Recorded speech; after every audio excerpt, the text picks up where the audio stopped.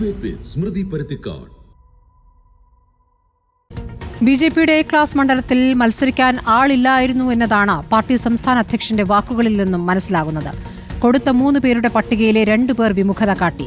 അവസാന നിമിഷം വരെ എന്നെ ആക്കല്ലേ എന്ന സി കൃഷ്ണകുമാറിന്റെ അഭ്യർത്ഥന കേൾക്കാനായില്ല. പാലക്കാട്ടെ ബി.ജെ.പി സ്ഥാനാർത്ഥി ഗത്യന്തരമില്ലാതെ മത്സരിച്ചതാണെന്നും പാർട്ടി പ്രസിഡന്റ് തന്നെ പറയുന്നു. തോൽപ്പിച്ചത് കൗൺസിലർമാരാണെന്ന ആരോപണത്തിന് പിന്നാലെ പതിവില്ലാതെ പരസ്യ പൊട്ടിത്തെറിയിലേക്ക് ബി.ജെ.പി നേതാക്കൾ എത്തിയിരിക്കുകയാണ്. പ്രമീള ശശിധരനും ശിവരാജനും കൃഷ്ണകുമാറിനും പ്രഭാരി രഘുനാഥിനുമെതിരെ നടത്തിയ പ്രതികരണങ്ങളുടെ തുടർചലനങ്ങൾ എന്താകും? വി മുരളീധരൻ അധ്യക്ഷനായിരുന്നപ്പോൾ ഉണ്ടായ പരാജയങ്ങൾ കെ സുരേന്ദ്രൻ എടുത്തു പറഞ്ഞതിന്റെ സൂചനകൾ എന്താണ്? സമവാക്യങ്ങൾ തെറ്റിയ സംസ്ഥാന ബി.ജെ.പിയിൽ നാളത്തെ നേതൃയോഗത്തിൽ തലകൾ ഉരുളുമോ? താമരക്കുളം കലങ്ങിയോ എന്നതാണ് ചോദ്യം.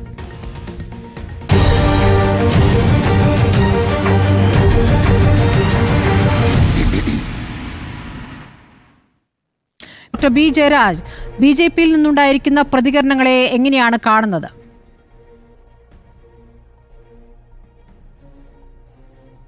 ബി.ജെ.പിയിൽ ഉണ്ടായിരിക്കുന്ന പ്രതികരണങ്ങൾ സ്വാഭാവികമായിട്ടും അവർ ഈ പറയുന്ന ഓരോ മണ്ഡലങ്ങളെ എ ക്ലാസ്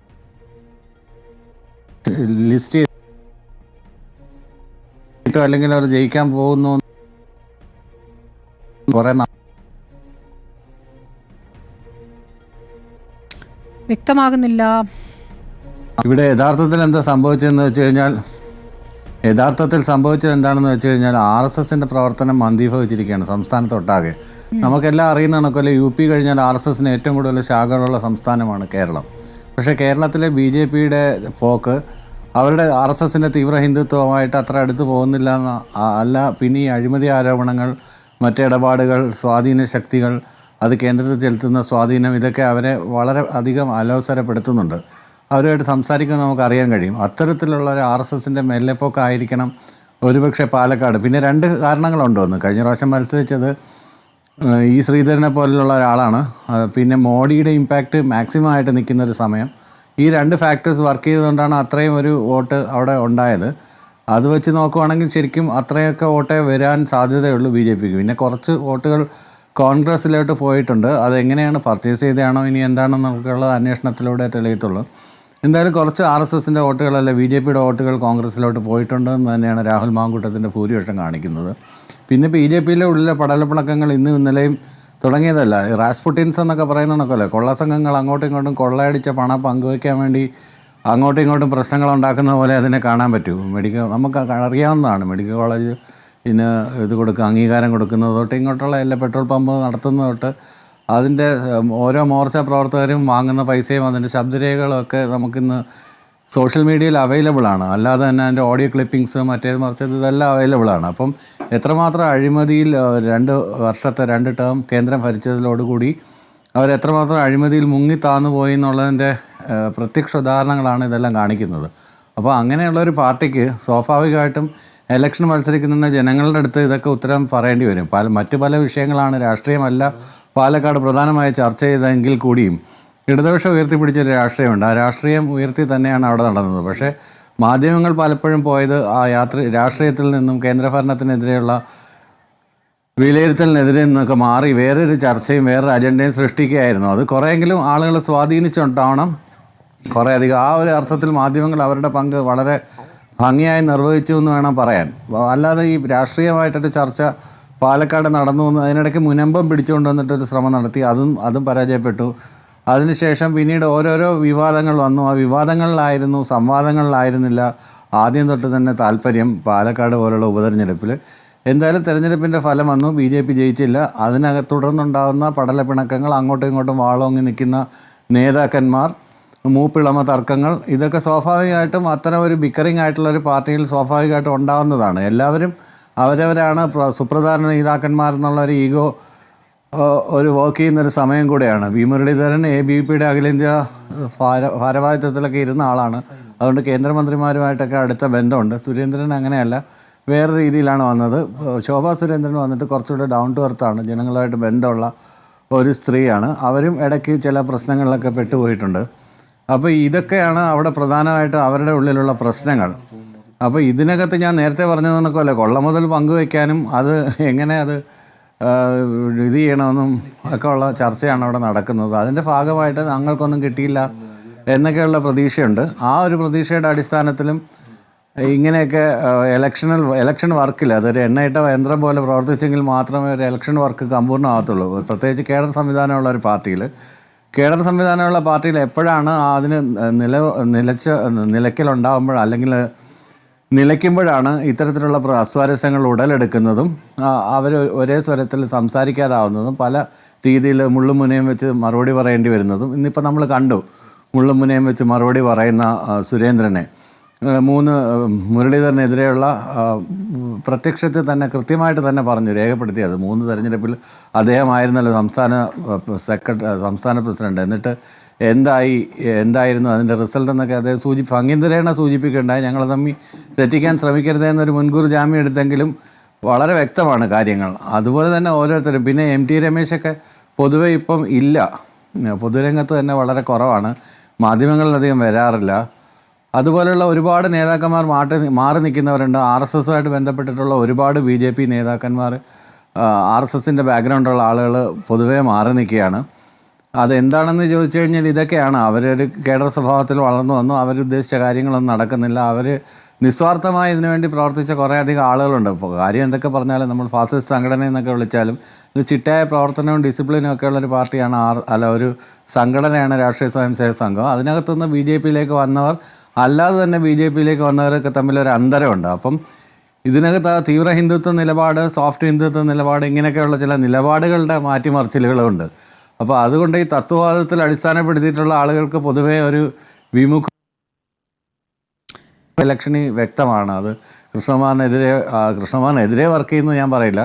കൃഷ്ണകുമാറിൻ്റെ വോട്ട് കുറയാനായിട്ട് ഇത്തരം ആളുകളുടെ പ്രവർത്തനം, കുറേയധികം ആളുകൾ വോട്ട് ചെയ്യാൻ പോയിട്ടില്ല എന്ന് തന്നെയാണ് എനിക്കറിയാൻ കഴിഞ്ഞത്. പാലക്കാട് കുറേയധികം RSSകാർ വോട്ട് ചെയ്യാൻ പോയിട്ടില്ല, ഇലക്ഷൻ വർക്കിനിറങ്ങിയില്ലെന്ന് മാത്രമല്ല വോട്ട് ചെയ്യാൻ പോയിട്ടില്ല. പിന്നീട് കുറേയധികം ആളുകൾ നോട്ടയ്ക്ക് വോട്ട് ചെയ്യുന്നത് പോലെ കോൺഗ്രസ്സിന് വോട്ട് രേഖപ്പെടുത്തിയിട്ടുണ്ട്, കുറച്ചധികം വോട്ടുകൾ അങ്ങനെയും ബാഗ് ചെയ്തിട്ടുണ്ട്. അതിന് പല പരിഗണന രാഹുൽ മാങ്കൂട്ടത്തിൽ വിജയിച്ചു എന്ന് വേണം കരുതാൻ. ഒരേ സമയം തന്നെ ഭൂരിപക്ഷ വർഗീയതയും ന്യൂനപക്ഷ വർഗീയതയും ഒരേപോലെ തൃപ്തിപ്പെടുത്തിക്കൊണ്ടാണ് രാഹുൽ മാങ്കൂട്ടത്തിൽ അവിടെ മത്സരിച്ചത്.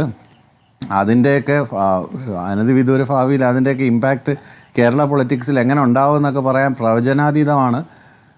അപകടകരമായ ചില നീക്കങ്ങളും അത്തരം ഭാഗങ്ങളിൽ ഉണ്ടായിട്ടുണ്ട്. റിജിൽ മാക്കുറ്റി, ഇപ്പോൾ BJPയിൽ ഉണ്ടായിരിക്കുന്ന തുടർചലനങ്ങൾ, പരസ്യ പ്രതികരണങ്ങൾ എങ്ങനെയാണ് കോൺഗ്രസ് കാണുന്നത്?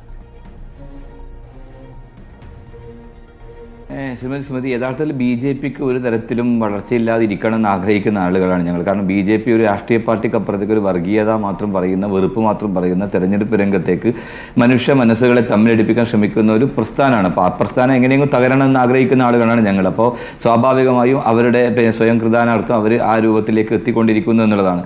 യഥാർത്ഥത്തിൽ BJP എന്ന് പറയുന്ന പാർട്ടിക്ക് അകത്ത് ഉണ്ടായിക്കൊണ്ടിരിക്കുന്ന അന്തഃചിത്രങ്ങളാണ് പുറത്തു വരുന്നത്.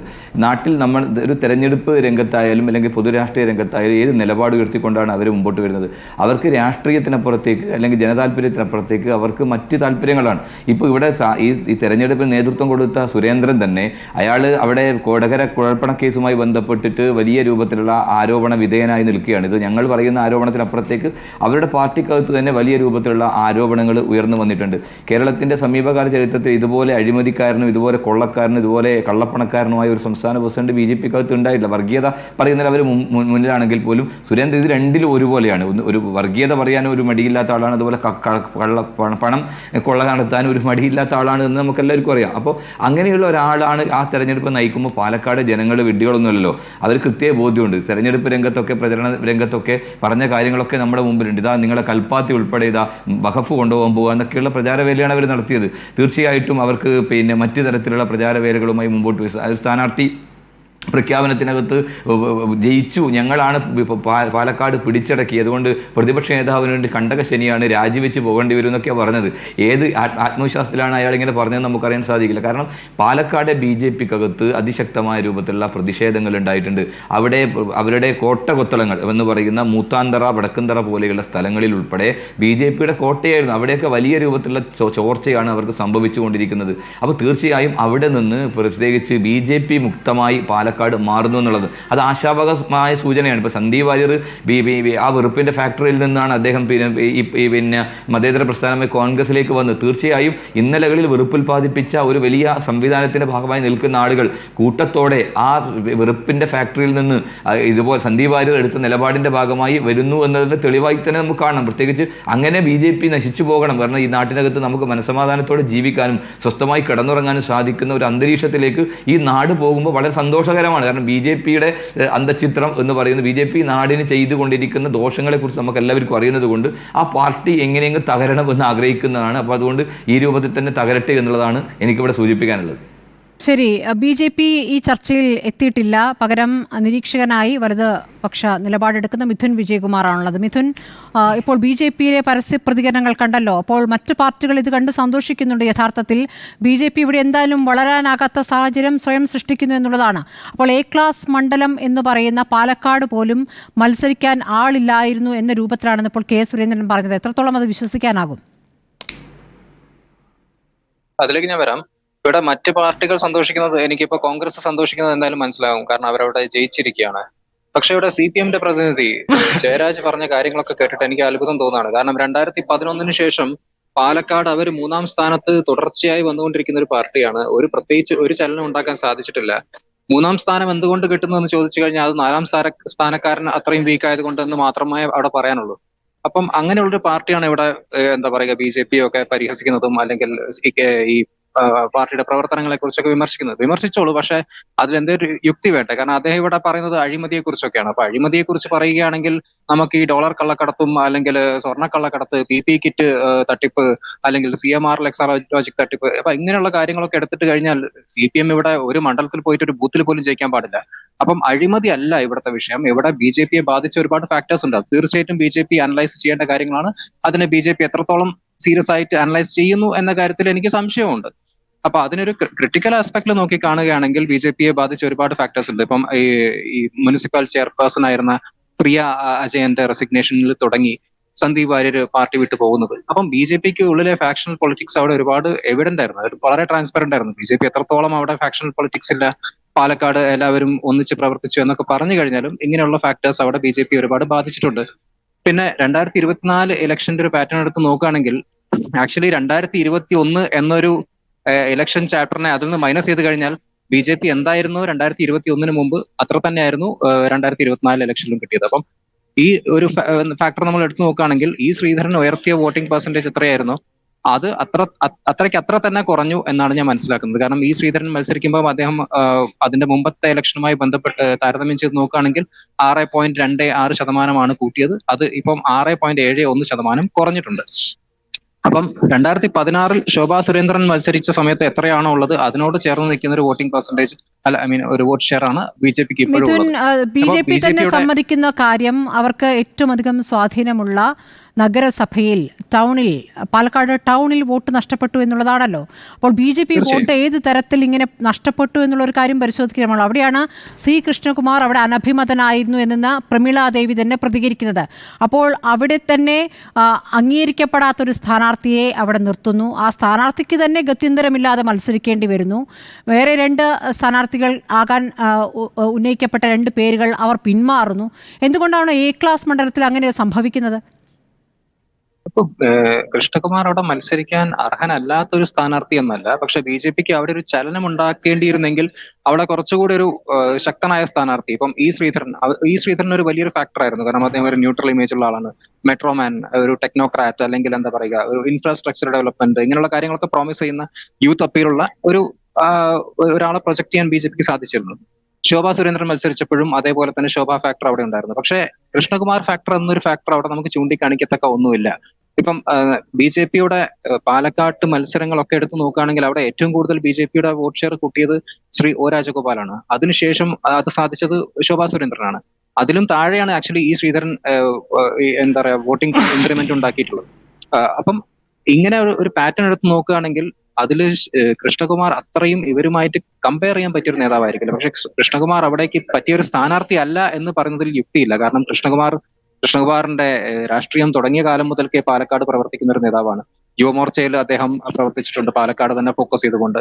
അപ്പം പാലക്കാട്ടുകാർക്ക് സുപരിചിതനായ നേതാവാണ്. പക്ഷെ സുപരിചിതനാക്കുക എന്നുള്ളതല്ല, കൂടുതൽ തവണ മത്സരിപ്പിക്കുക എന്നുള്ളതാണ്. അതുകൊണ്ട് ആ പേര് പറയാൻ തന്നെ മടിയായിരുന്നു എന്നാണ് ഇപ്പോൾ പ്രമീള പറയുന്നത്.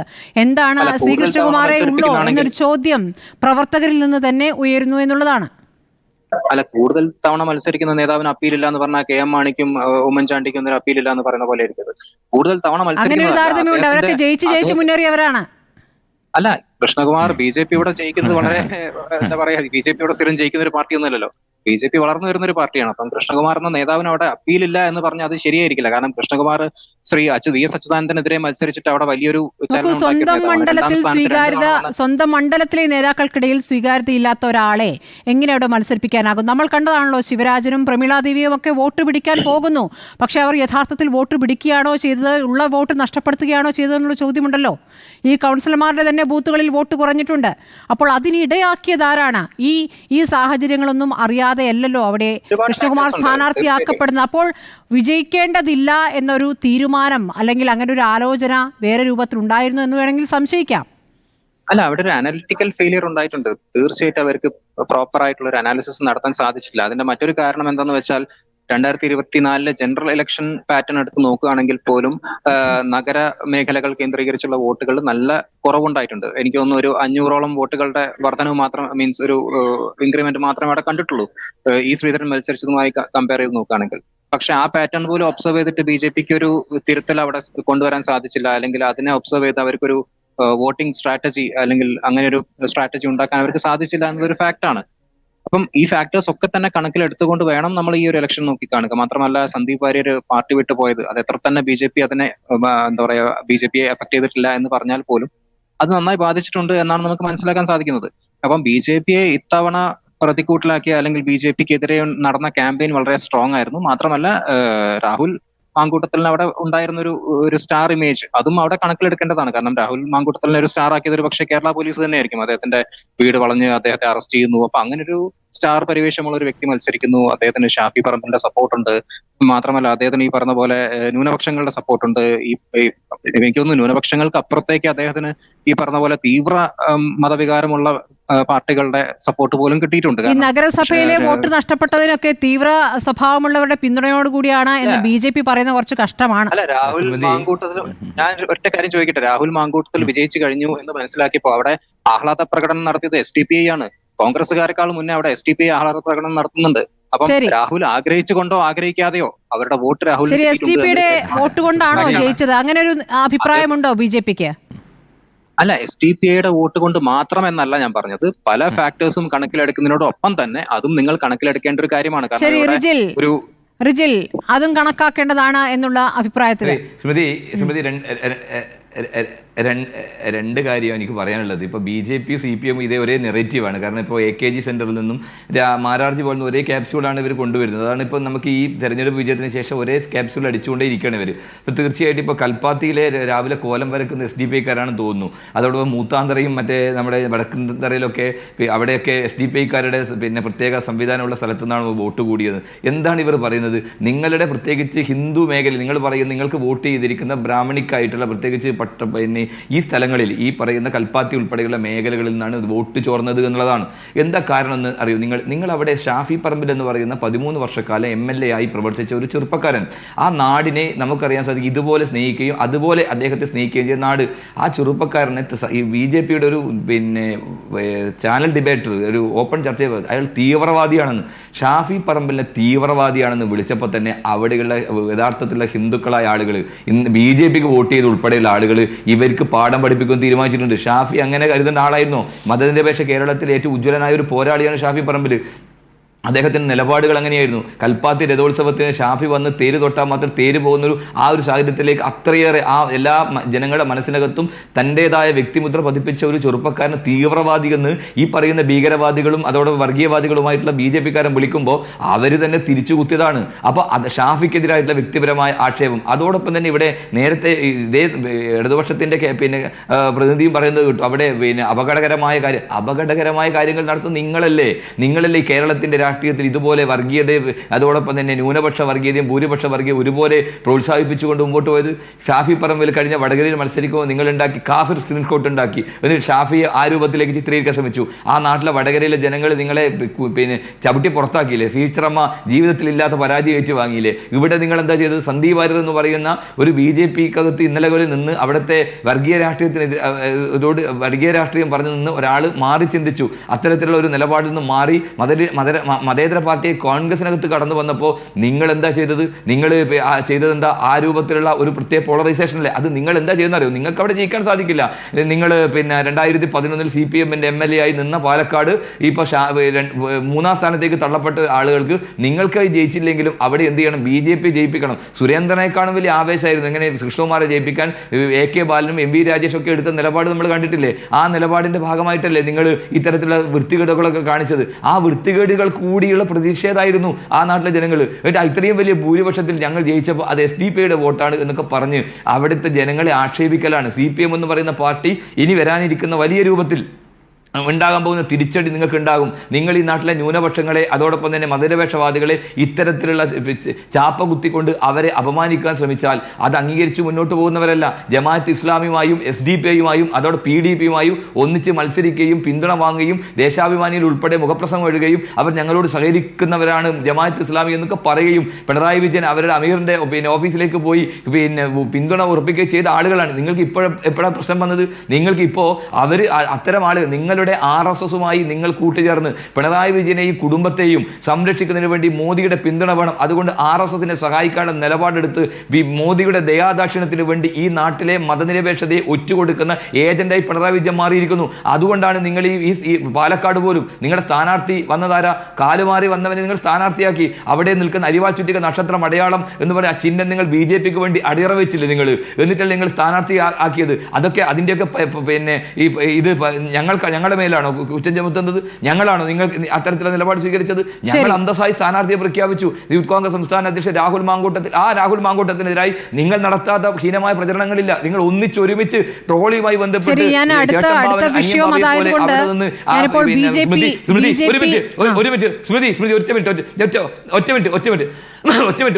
ഞാൻ സ്മൃതി ഉൾപ്പെടെയുള്ള ആ ഹോട്ടലിൽ കടന്നു വന്ന് ഇവർ കടിച്ച നാടകങ്ങൾ കണ്ടിട്ടില്ലേ? എന്തായിരുന്നു ഇവരുടെ സ്നേഹപ്രകടനം? ഇവർ കെട്ടിപ്പിടിച്ചും അതോടൊപ്പം തന്നെ ആവേശം കൊള്ളുമായിരുന്നില്ലേ BJP നേതാക്കന്മാർ CPM നേതാക്കന്മാരൊക്കെ? എന്നിട്ട് നിങ്ങളുടെ നാടകത്തിനൊക്കെ കിട്ടിയ തിരിച്ചടിയാണിത്. ജനങ്ങൾ വിഡ്ഢികളൊന്നുമല്ല, ജനങ്ങൾ പൊട്ടന്മാരല്ല. ആ ജനങ്ങളുടെ പ്രതികരണം പാലക്കാട് പ്രബുദ്ധ ജനത നടത്തി നിങ്ങളെ രണ്ടുപേർക്കും നല്ല കുറ്റിച്ചൂല് കൊണ്ട് നിങ്ങളെ തൊഴിച്ചതാണ്. അതിന്റെ വിജയമാണ് ഞങ്ങൾ നേടിയത്. അതിനെ നിങ്ങൾ ഇങ്ങനെ ആക്ഷേപിച്ചതുകൊണ്ട് കാര്യമില്ല. ഓരോ ആക്ഷേപത്തിനും നിങ്ങൾക്കെതിരായിട്ടുള്ള പ്രതിഷേധം ശക്തമായി ഈ നാട്ടിനകത്ത് ഉയരും എന്നുള്ളത് ഇവിടെ പറയുന്ന ഇടതുപക്ഷ അതിനുകൂടി മറുപടി പറഞ്ഞ ശേഷം ഞാൻ ജയരാജിലേക്ക് പോകാം. ശ്രീ മിഥുൻ, ഇപ്പോൾ ഈ മൂത്താൻതറ, വടക്കൻതറ, കൽപ്പാത്തി എന്നിവിടങ്ങളിൽ പോലും UDF-ന് വോട്ട് കിട്ടിയെന്നുള്ള കാര്യം താങ്കൾക്കും അറിയാമല്ലോ. അപ്പോൾ ഈ പറഞ്ഞ നിങ്ങൾ ഉന്നയിക്കുന്ന ആരോപണം അവിടെയുള്ള ജനങ്ങൾ വിശ്വസിച്ചിരുന്നെങ്കിൽ ആ വോട്ട് UDF-ന് പോകുമായിരുന്നു. പാലക്കാട് 2011 മുതൽക്കേ ഒരു UDF സ്വഭാവമുള്ള മണ്ഡലമാണ്. അവിടെ ഞാൻ പറഞ്ഞത് BJP-ക്ക് സ്വാധീനമുള്ള കൽപ്പാത്തി, മൂത്താൻതറ തുടങ്ങിയ സ്ഥലങ്ങളുടെ കാര്യമാണ്. BJP-ക്ക് സ്വാധീനമുള്ള സ്ഥലങ്ങളിൽ വോട്ട് ഷെയർ കുറഞ്ഞു വന്നത് ഒരു യാഥാർത്ഥ്യം തന്നെയാണ്. അതിനെ അഫക്ട് ചെയ്ത ഒരുപാട് ഫാക്ടേഴ്സ് ഉണ്ട്. ഞാൻ പറഞ്ഞല്ലോ, BJP-യുടെ ഈ പറഞ്ഞ പോലെ മുനിസിപ്പൽ ചെയർപേഴ്സന്റെ റെസിഗ്നേഷൻ ആ സമയം തുടങ്ങിയിട്ട് BJP-യിലെ ഫാക്ഷണൽ പൊളിറ്റിക്സ് അവിടെ വളരെ എവിഡന്റ് ആണ്. അതിന്റെ ഒരു എക്സാമ്പിൾ ആണ് സന്ദീപ് വാര്യർ പോലും. അപ്പൊ ഇങ്ങനെയുള്ള ഫാക്ടേഴ്സ് ഒക്കെ തന്നെ അവിടെ ബാധിച്ചിട്ടുണ്ട് എന്നതൊരു യാഥാർത്ഥ്യമാണ്. അത് അവിടെ വെച്ചുകൊണ്ട് തന്നെ ഞാൻ പറയുകയാണ്. അത് ജില്ലയിൽ മാത്രമാണോ മിഥുൻ വിജയകുമാർ? ഇന്നിപ്പോൾ K. സുരേന്ദ്രന്റെ വാർത്താ സമ്മേളനത്തിൽ ആർക്കൊക്കെയാണ് K. സുരേന്ദ്രൻ യഥാർത്ഥത്തിൽ മറുപടി നൽകുന്നത്? നോക്കൂ, ഞാൻ പറഞ്ഞതിനോട് സ്മൃതി വിയോജിക്കുന്നുണ്ടോ? ഞാൻ പറഞ്ഞത് പാലക്കാട് മണ്ഡലം 2011 മുതൽക്കേ ഒരു UDF സ്വഭാവമുള്ള മണ്ഡലമാണ് എന്നറിയാത്തത് നിങ്ങളല്ലേ A ക്ലാസ് മണ്ഡലം എന്ന് പറയുന്നത്? ശോഭാ സുരേന്ദ്രൻ നേടിയ വോട്ടിന്റെ കണക്കിലാണല്ലോ അത് A ക്ലാസ് മണ്ഡലമായത്. പിന്നീട് എന്ത് സംഭവിക്കുന്നു? നേടിയ വോട്ടുകൾ, ഈ ശ്രീധരൻ നേടിയ വോട്ടുകൾ, ശരി, ഈ ശ്രീധരന്റെ BJP വോട്ടായി കണക്കാക്കാൻ പറ്റില്ല എന്ന് ഇപ്പോൾ BJP തന്നെ പറയുകയാണല്ലോ. തീർച്ചയായിട്ടും ഈ ശ്രീധരന്റെ വോട്ടുകൾ ന്യൂട്രൽ വോട്ട്, അതിൽ ഒരുപാട് ന്യൂട്രൽ ആളുകളെ ഇൻഫ്ലുവൻസ് ചെയ്ത വോട്ടുകൾ ഈ ശ്രീധരന് നേടിയെടുക്കാൻ സാധിച്ചിട്ടുണ്ട്. പക്ഷെ അങ്ങനെ ഒരു സ്ഥാനാർത്ഥി അല്ല കൃഷ്ണകുമാർ എന്നത് ഒരു അനാലിസിസ് അവിടെ ഉണ്ട്. അത് അതിലാർക്കും ഒരു വിയോജിപ്പില്ല എന്ന് ഞാൻ മനസ്സിലാക്കുന്നത്. BJP ഒരു പക്ഷേ അവരുടെ പൊളിറ്റിക്സിന്റെ അടിസ്ഥാനത്തിൽ അങ്ങനെയൊക്കെ പറഞ്ഞേക്കാം. പക്ഷേ ശോഭാ സുരേന്ദ്രനുമായിട്ടോ അല്ലെങ്കിൽ ഈ ശ്രീധരനുമായിട്ടോ കമ്പയർ ചെയ്യാൻ നമുക്ക് പറ്റില്ല. മാത്രമല്ല BJP-യുടെ ഇലക്ഷൻ മെഷീനറി ശോഭാ സുരേന്ദ്രന് വേണ്ടി പ്രവർത്തിച്ച പോലെയല്ല കൃഷ്ണകുമാറിന് വേണ്ടി പ്രവർത്തിച്ചത്, അല്ലെങ്കിൽ ശ്രീധരന് വേണ്ടി പ്രവർത്തിച്ച പോലെയല്ല കൃഷ്ണകുമാറിന് വേണ്ടി പ്രവർത്തിച്ചത്. അതും അവിടെ എവിഡന്റ് ആണ്. കാരണം പാർട്ടിക്കുള്ള ഫാക്ഷണൽ പൊളിറ്റിക്സ് ഒരുപാട് ഈ തവണത്തെ ഇലക്ഷനെ സ്വാധീനിച്ചിട്ടുണ്ട്. അതൊരു വലിയ ഇഷ്യൂ തന്നെയായിരുന്നു. അത് BJP നോക്കേണ്ട ഒരു കാര്യമാണ്. അതിനോടൊപ്പം അതൊരു പക്ഷേ 2024 ജനറൽ ഇലക്ഷനിൽ തന്നെ അവർക്ക് മനസ്സിലാക്കാമായിരുന്നു. പക്ഷെ അവരത് മനസ്സിലാക്കാതെ പോയി എന്നൊരു കാര്യം അവിടെ ഉണ്ട്. അപ്പം ഇതെല്ലാം കണക്കിലെടുത്തുകൊണ്ട് വേണം BJPയുടെ ഇത്തവണത്തെ ഒരു പെർഫോമൻസിൽ. ശരി, ഡോക്ടർ ബി ജയരാജ്, ഇപ്പോൾ തെരഞ്ഞെടുപ്പ് പരാജയത്തിന് ശേഷവും തെരഞ്ഞെടുപ്പിന് മുൻപ് ഉന്നയിച്ച അതേ വാദങ്ങൾ ആവർത്തിക്കുന്നതിലെ കാര്യം എന്താണ്? ഇപ്പോൾ ഈ വിഷയത്തിലേക്ക് വന്നുകൊണ്ടാണ് ഇപ്പോൾ BJP പരാജയ കാരണമായി പറഞ്ഞ കാര്യങ്ങളിൽ ഇപ്പോൾ ഒന്ന് ഈ SDPI UDF ബന്ധമാണല്ലോ പറയുന്നത്. അത് അവിടുത്തെ ജനം തന്നെ തള്ളിക്കളഞ്ഞിരിക്കുന്നു. ജനം കളഞ്ഞു എന്ന് പറയുമ്പോൾ അവിടുത്തെ ഭൂരിപക്ഷം വരുന്ന 70% വരുന്ന ഹൈന്ദവ വിഭാഗം തന്നെ തള്ളിക്കളഞ്ഞിരിക്കുന്നു എന്നുള്ളതാണല്ലോ അപ്പോൾ ഈ തെരഞ്ഞെടുപ്പ് വിധി കാണിച്ചു തരുന്നത്. പിന്നെയും ആ വാദം ഉന്നയിക്കുകയാണ്. ഇന്നിപ്പോൾ കെ സുരേന്ദ്രൻ അപകടകരമായ ഒരു കാര്യം കൂടി ഇന്ന് വാർത്താ സമ്മേളനത്തിൽ പറഞ്ഞിട്ടുണ്ട്. അതിൽ CPM-നുള്ള ഉത്തരവാദിത്വം കൂടിയാണ്. കാരണം ഈ SDPI ബന്ധം ആവർത്തിച്ച് പറയുമ്പോൾ ന്യൂനപക്ഷത്തെ മുഴുവൻ സ്വാധീനിക്കാൻ ഈ സംഘടനയ്ക്ക് കഴിയുന്നു എന്ന് കൂടിയാണ് സുരേന്ദ്രൻ പറഞ്ഞു വെക്കുന്നത്. CPM അങ്ങനെ കരുതുന്നുണ്ടോ?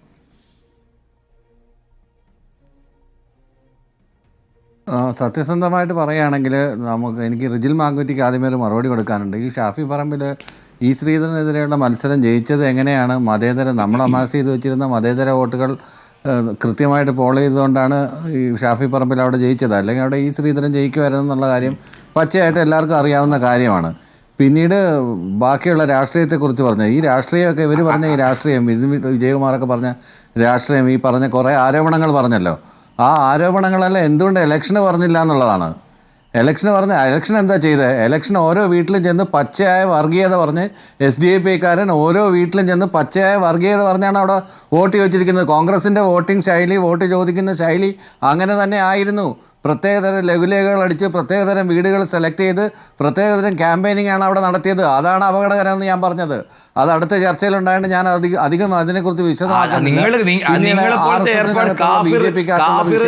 അതിന് എഫക്ട് ചെയ്യുന്നുണ്ട്. താങ്കൾ സംസാരിച്ചപ്പോൾ ഞാൻ ഇടപെട്ടില്ലല്ലോ.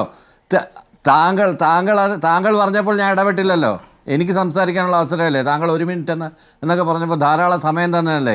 അങ്ങനെ കൂടുതൽ അങ്ങ് സമാധാനത്തിൻ്റെ അപ്പോസ്തലനായിട്ടും മതേതരത്തിൻ്റെ വെള്ളരിപ്രാവായിട്ടും ഷാഫി പറമ്പിനെയൊക്കെ അങ്ങ് അവതരിപ്പിക്കാൻ വരട്ടെ.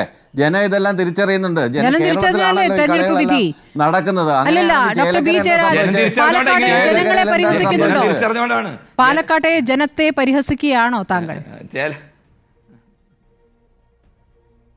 പാലക്കാട്ടെ ജനങ്ങളെ തെറ്റിദ്ധരിപ്പിച്ചു. പാലക്കാട്ടെ ജനങ്ങൾ എന്താ ബുദ്ധിയില്ലാത്തവരാണോ? പാലക്കാട്ടെ ജനങ്ങൾ നടന്നതെല്ലാം കാണുന്നുണ്ടല്ലോ. അങ്ങനെയല്ല. അതിനകത്ത് കളിച്ചതെന്ന് വെച്ച് കഴിഞ്ഞാൽ ഒരു പ്രത്യേകതരം സോഷ്യൽ എഞ്ചിനീയറിംഗ് ആണ്. ആ സോഷ്യൽ എഞ്ചിനീയറിംഗ് കേരളത്തിൽ ഇതുവരെ ഒരു സ്ഥലത്തും പരീക്ഷിച്ചിട്ടില്ലാത്തതാണ്. കോൺഗ്രസ്സുകാർ ഒരു കാര്യം മനസ്സിലാക്കി, കോൺഗ്രസ് കേരളത്തിൽ മാധ്യമങ്ങളുടെ പിൻബലത്തിൽ മാത്രം നിലനിൽക്കുന്ന ഒരു പാർട്ടിയാണ് കോൺഗ്രസ്. ആ സമയം ഇത് അങ്ങോട്ട് മാറി RSSനും BJPക്കും ആയി കഴിഞ്ഞാൽ ഈ മാധ്യമങ്ങളെല്ലാം അതുപോലെ അവരെ സപ്പോർട്ട് ചെയ്യുന്നുള്ള കാര്യം കൂടെ മനസ്സിലാക്കിക്കോ. CPM-ന്റെ പതനത്തിൽ താങ്കൾ പറഞ്ഞുകൊണ്ടിരുന്നപ്പോൾ ഞാൻ ഇടപെട്ടോ. റജിൽ മാങ്കുറ്റി, താങ്കൾ അവിടെ മിണ്ടാതിരിക്കണം. ഞാൻ സംസാരിക്കട്ടെ. റജിൽ മാങ്കുറ്റി ബഹുമാനങ്ങളോട് പറയാണ്. താങ്കൾ എന്തെല്ലാം ഇടണമെന്ന് പറഞ്ഞപ്പോൾ ഞാൻ ഇടപെട്ടില്ലല്ലോ. താങ്കൾ സംസാരിച്ചപ്പോൾ ഞാൻ നിശബ്ദമായി ഇവിടെ കേട്ടോണ്ടിരുന്നതല്ലേ ഉള്ളൂ. താങ്കൾ പറഞ്ഞപ്പോൾ ഞാൻ മിണ്ടാതിരുന്നത്. എന്താണ് ഇത്ര അസഹിഷ്ണുത? ഉള്ളത് കാര്യം പറയുമ്പോൾ കള്ളിക്ക് തുള്ളലെന്ന് പറയുന്ന കണക്കല്ലേ? എന്താണ് റജിൽ മാങ്കുറ്റി ഇത്രയും കിടന്ന് തുള്ളുന്നത്? ഇത്രയും തുള്ളേണ്ടുന്ന കാര്യങ്ങളൊന്നുമില്ല. ഇതിനകത്ത് വാസ്തവം തന്നെയാണ്. എല്ലാ ജനങ്ങൾക്കും അറിയാം, കൃത്യമായിട്ട് അറിയാം. മതേതര കേരളത്തിന് അറിയാം പാലക്കാട് എന്താണ് നടന്നതെന്നുള്ള കാര്യം. മതേതര കേരളത്തിന്റെ മുന്നിൽ വളരെ വ്യക്തമാണ്. BJPക്കകത്തുള്ള ഇന്നർ പ്രശ്നങ്ങളെന്ന് പറയുന്നത് അവരുടെ തന്നെ അത് ബിക്കറിംഗ് ആണ്.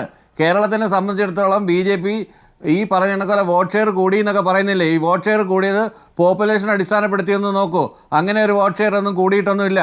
ഈ പറഞ്ഞത് കണക്കല്ല. അങ്ങനെ ചില മണ്ഡലങ്ങൾ A ക്ലാസ്, ഞാൻ ആദ്യമേ തന്നെ പറഞ്ഞു, A class, B class, C class എന്ന് പറയാൻ അങ്ങനെ മണ്ഡലങ്ങളൊന്നും BJPക്ക് ഇല്ലെന്നേ. അങ്ങനെ BJPക്ക് ഉണ്ടാക്കി കൊടുക്കാൻ ശ്രമിക്കുന്നവരാണ് ഈ കോൺഗ്രസ്സുകാർ.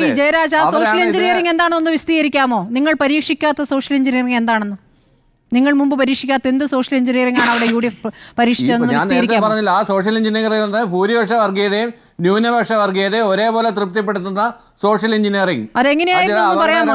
തൃപ്തിപ്പെടുത്തുന്ന വർഗീയത എങ്ങനെയാണ് പറഞ്ഞത്? ഒരു വർഗീയ വാചകം എന്ന് പറയാമോ അവരുടെ ഭാഗത്തുനിന്ന് വന്ന? ഇതെന്ന് വർഗീയ വാചകമൊന്നും വേണ്ടല്ലോ, വീടുകളിൽ ചെന്ന് പറയുന്ന കാര്യങ്ങൾ മാത്രം കേട്ടാ പോരെ. വീടുകളിൽ പോയി നിങ്ങൾ മാത്രം കേൾക്കുന്ന ഒരു വാചകമുണ്ടോ? ഞങ്ങൾ ആരും കേട്ടില്ലല്ലോ. വോട്ട് ചോദിച്ചതെന്ന് നിങ്ങൾ മാത്രം കേൾക്കുന്ന എന്ത് വാചകമാണുള്ളത്? ഓരോ വീട്ടിലും ചെന്ന് എങ്ങനെയാണ് വോട്ട് ചോദിച്ചതെന്ന് down to earth grass root ലെവലിൽ ഇറങ്ങി എന്ന് ചോദിക്കൂ. രാജീവ് ഗാന്ധിയുടെ ഭാഷ കടമെടുത്ത് പറയുകയാണെങ്കിൽ ഗ്രാസ് റൂട്ട് ലെവലിൽ ഇറങ്ങി ചെന്ന് ചോദിച്ചു കഴിഞ്ഞാൽ അവിടെ പോയി നിന്ന് കണ്ടു കഴിഞ്ഞാൽ അപ്പൊ പാലക്കാട്ടെ ജനങ്ങൾ വർഗീയതയ്ക്ക് വോട്ട് ചെയ്തു അല്ലേ? പാലക്കാട്ടെ ജനങ്ങൾ വർഗീയതയ്ക്ക് വോട്ട് ചെയ്തു. കാര്യങ്ങളെടുത്ത് പെറിഫറലായ കാര്യങ്ങൾ എടുത്തിട്ട് പാലക്കാടിനെ അനലൈസ് ചെയ്യാൻ പറ്റില്ല. പെറിഫറലായ കാര്യങ്ങൾ പാലക്കാട് തെരഞ്ഞെടുപ്പ് വിജയമോ പരാജയമോ പറ്റില്ല. എന്തായാലും മതേതര കേരളത്തിനേറ്റ പരാജയമാണ് പാലക്കാടെന്ന് മതേതരത്തിന്റെ മതേതര കേരളം വിജയിച്ചതാണെന്ന വിലയിരുത്തലുമുണ്ട്. മതേതര കേരളം വിജയിച്ചതാണെന്ന വിലയിരുത്തലുമുണ്ട്. കോൺഗ്രസ് നടത്തിക്കൊണ്ടിരിക്കുന്നത് കളിയെന്ന് ഞാൻ പറഞ്ഞത് ആ മതേതരത്തിന്റെ സോഫ്റ്റ് ആയിട്ടുള്ള ഫാബ്രിക് കീറാനായിട്ടുള്ള ശ്രമമാണ് കോൺഗ്രസ് നടത്തിക്കൊണ്ടിരിക്കുന്നത്. സ്മൃതി ഒരു മിനിറ്റ് ശരി പറഞ്ഞോളൂ. സ്മൃതി BJP പരാജയപ്പെട്ടതിന്റെ ദുഃഖാണ് ഇയാൾക്ക്. BJP പരാജയപ്പെട്ടതിന് ദുഃഖാണ് മതേതര കേരളത്തിന് അപമാനം എന്ന് പറയുന്നത്. BJP ജയിച്ചാൽ സന്തോഷിക്കും ഇയാളെ പോലെയുള്ള ആളുകൾ. അതല്ലേ BJP തോറ്റയുടെ സങ്കടം. പിന്നെ ഒരു കാര്യം പറയാം, ഇവര് പാഷാണം പറക്കുമാരായിരുന്നു. ഞങ്ങൾ ഒറ്റ നിലപാട് എടുത്തിട്ടു. കൽപ്പാത്തി മേഖലയിലെ വീടുകളിൽ പോയി ഇവർ പറഞ്ഞു, ഞങ്ങളൊക്കെ അവിടെ പോകും പറഞ്ഞതറിയോ, ഇത് രാഹുൽ വരുത്തൻ നായരാണ്. അവിടെ പത്തനംതിട്ട എന്ന് വന്ന വരുത്തൻ നായർ പാലക്കാട്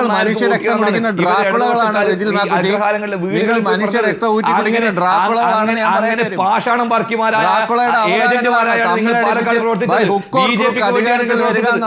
ഹീനമായ തന്ത്രം ഉപയോഗിക്കുന്ന കേരളത്തിലെ ചെന്നായ്ക്കൾ ജനത്തിന്റെ നിങ്ങൾ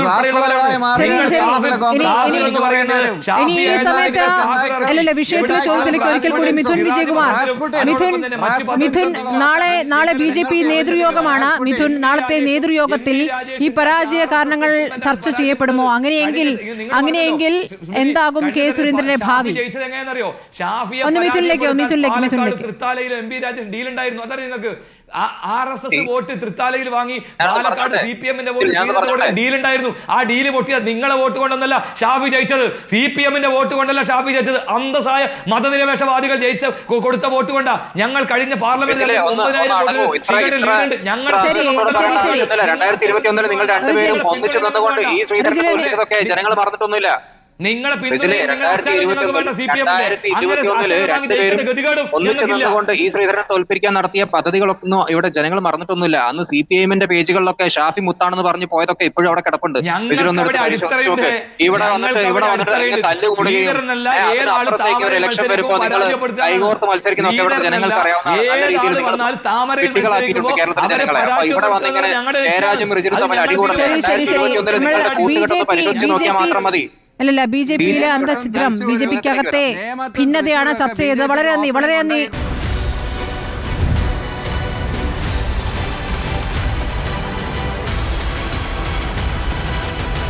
ഡിബേറ്റ് വിത്ത് സ്മൃതി പരുത്തിക്കാട്.